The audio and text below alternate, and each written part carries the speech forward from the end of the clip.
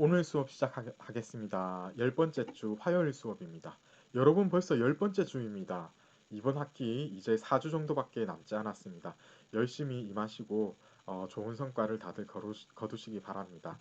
자, 이제 우리는 지난번까지 왕유의 어떤 자연시파에 대해서 조금 알아봤는데요. 오늘 시는 주로 이제 이어지는 자연시파와 변세시파가 위주가 되겠고 200에 대해서 소개하는 시간을 갖도록 하겠습니다.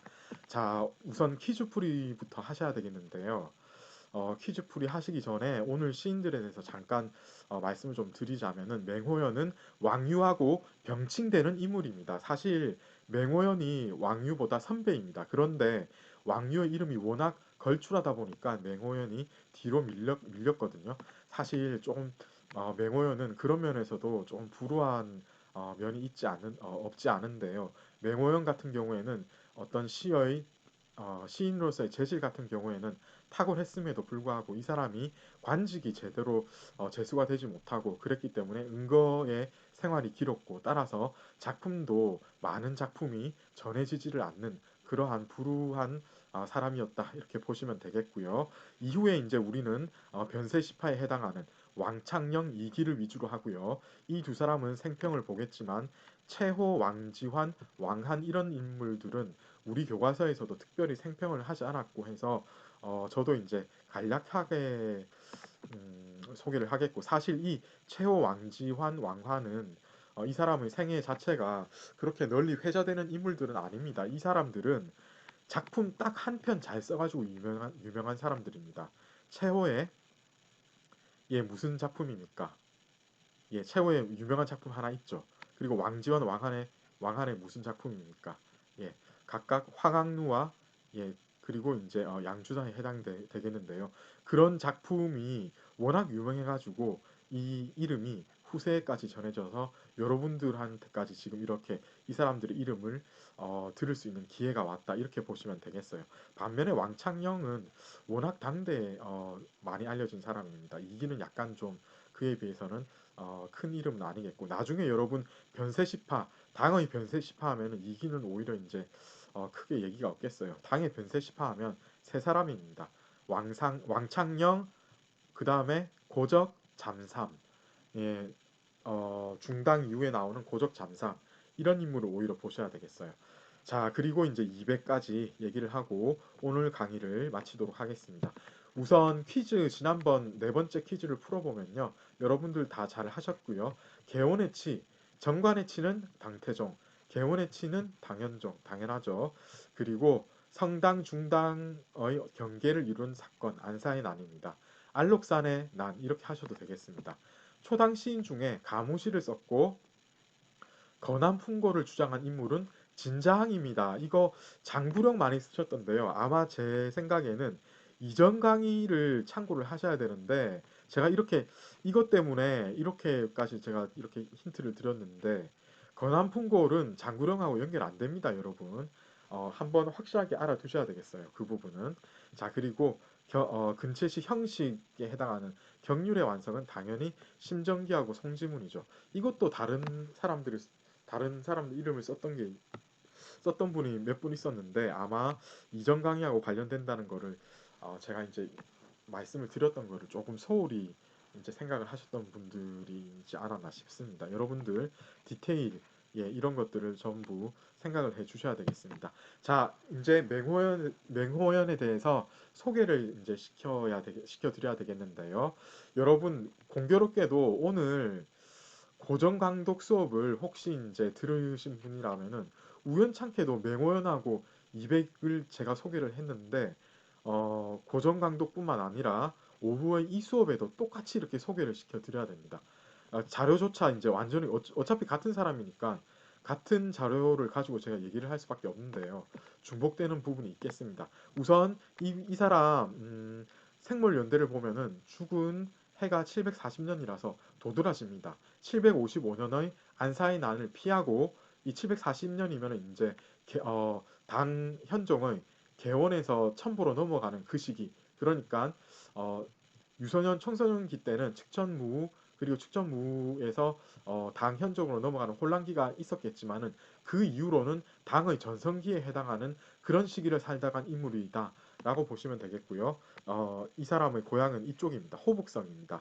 그리고 조금 전에 말씀드렸다시피 이 유소년기, 청년기, 그리고 청년기 중기 이후 이 측정무 집정기와 당현종의 집정기에는 중요한 역사적인 일이 일어납니다. 과거 제도 중에서 특히 이제 진사과를 중시해서 지방 사인층이 시하고 부를 잘 쓰면은 출세할 수 있는 길이 열리게 되는 그런 역사적인 어떤 큰 일이 있었습니다. 그런데 중요한 것은 제가 여기는 말로는 이렇게밖에 이제 설명을 안 했는데 말씀드리기 곤란한 어떤 사정이 있었습니다.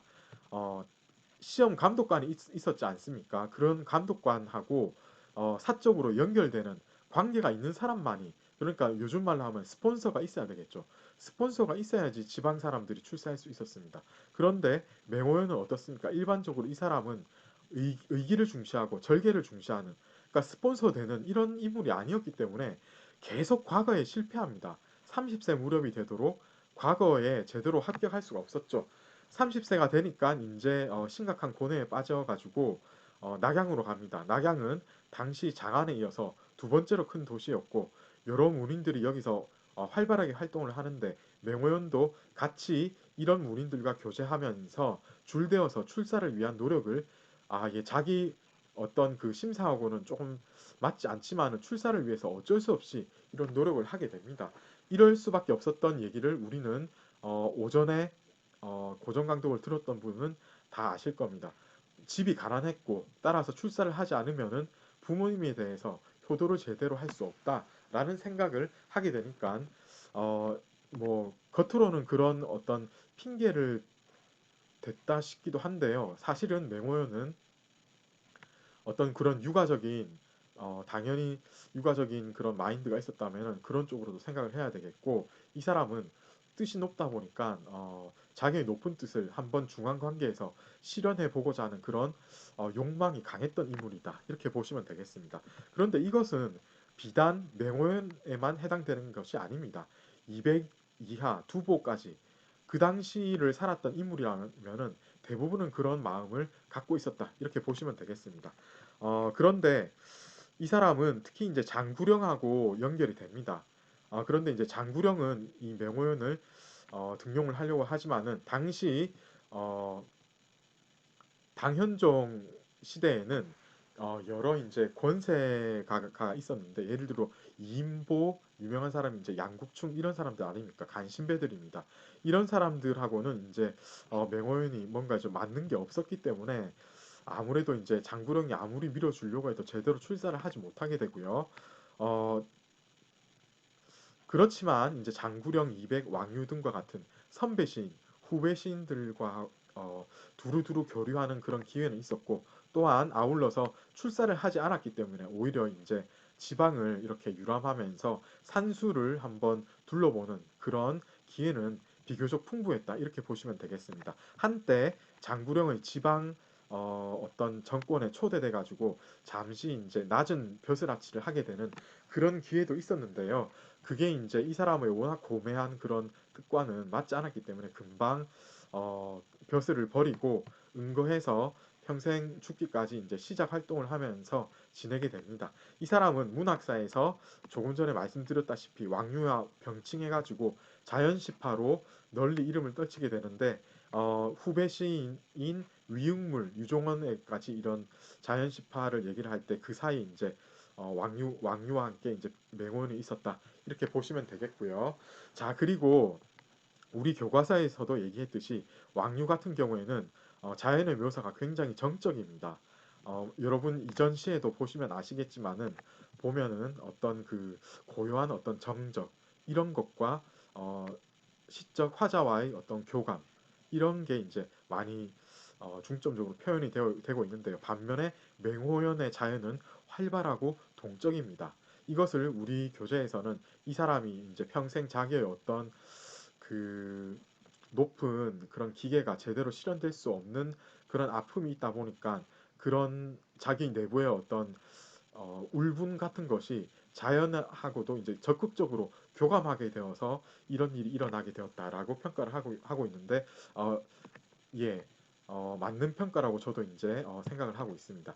우선 이 사람의 작품 가운데 하나를 보게 되자면은 이제 작품의 제목은 옛 인물의 옛사람의 시골집을 지나다. 그러니까 친구 집에 놀러 갔다. 이렇게 보시면 되겠습니다.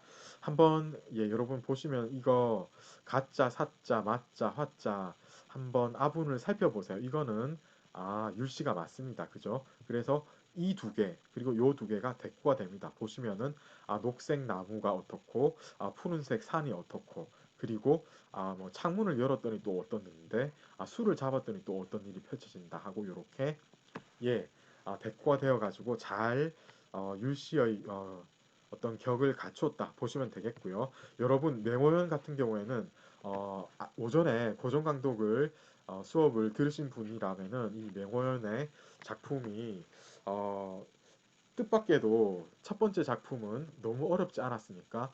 왜 그렇게 어려운 작품이 나왔습니까? 자기가 자기의 어떤 학식을 어느 정도는 그 과시를 좀 해야 되겠고 그 글을 받는 사람한테 자기가 이 정도의 학식을 갖췄다고 얘기를 해야 되었기 때문에 그 노노에서 여러 인용을 하면서 그래서 어려운 그런 시를 썼는데요. 일반적으로 명호연의 시는 춘효 그리고 초초에서도 보듯이 이렇게 초초에서도 보듯이 이렇게 조금 간단한 시어를 가지고 결과적으로 종합적으로 보면은 아주 포근하고 아름다운 어떤 시적 경계를 이루게 되는 의경을 이루게 되는 그런 시적인 화법을 구사했던 인물입니다. 그래서 여러분 이 시를 지금부터 저하고 같이 해석을 할 건데 해석 자체가 너무나 자연스럽게 쉽게 되고 어렵지 않다는 것을 느끼실 겁니다. 옛 친구가 마련을 했다. 뭐를 마련을 했습니까? 닭하고 기장밥을 마련을 했습니다. 그래서 나를 요청을 하기에 내가 그 시골 집에 도착을 한 겁니다. 그래서 이제 대꾸가 되기를 푸른 나무가 촌의 어떤 가에 이렇게 합해져 있다. 그러니까 딱 거기에 맞물려 가지고 이렇게 삥 둘러 있다 보시면 되겠고요. 푸른 산의 외곽으로는 그 밖으로 이렇게 딱 비스듬하게 놓여져 있다. 이렇게 보시면 되겠습니다.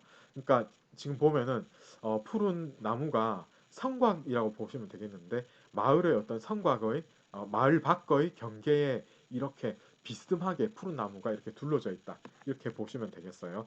자, 그리고 이게 이제 동원이고 뭐 어, 이게 이제 난간이고 그런데 이게 찾아보시면 사전 찾아보시면 이게 창문도 됩니다. 창문을 열었더니 마주 보게 되는데 마당하고 어떤 밭이 보여지도록 이렇게 딱 구조가 되어 있습니다.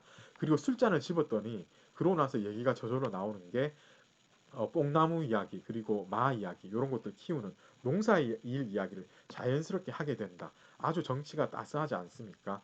그리고 중량절을 음력으로 구구절이죠. 중량절을 기다렸다가는 다시 와가지고 국화를 감상을 해야 되겠다라고 얘기를 하고 이 시를 끝내고 있습니다. 여러분 어떻습니까? 전체적으로 해석 자체가 쉽게 되지 않습니까? 그죠? 특히 이제 여기서는 이 3, 4구 그리고 5, 6구가 대구가 됨에 있어서 서로가 크게 어떤 그 반전을 주는 게 아니고 자연스럽게 이어지는 어떤 그런 시상의 전개 면에 있어서는 어렵지 않게 넘어가는 그런 의경의 전달의 그런 기법을 취했기 때문에 읽으면서 마치 현대어를 읽는 것 같은 그런 느낌이 들죠. 이런 식으로 맹호연은 쉽게 시를 전달했는데 이 자연과 이 인물과의 관계를 여러분 자세히 보시면은 이게 어, 왕유가 어떤 추구했던 선의 느낌이 나는 불가적인 그런 적막함 이런 것과는 다르게 뭔가 따스하고 어, 주변의 어떤 이런 사물들이 지금 작중화자하고 경계가 허물어질 정도로 이렇게 딱 붙어 있는 것 같은 그래서 동적으로 나한테 어떤 정감을 주는 어떤 그 정경 교육의 어떤 그런 경계를 전달하는 그런 사물로서 존재하고 있지 않습니까? 이렇게 약간 동적인 느낌을 전달한다. 이렇게 보시면 되겠습니다. 자, 이렇게 해서 맹호연의 시 세계를 한번 파악을 해 보았습니다. 계속해서 변세시파 이어지겠는데요.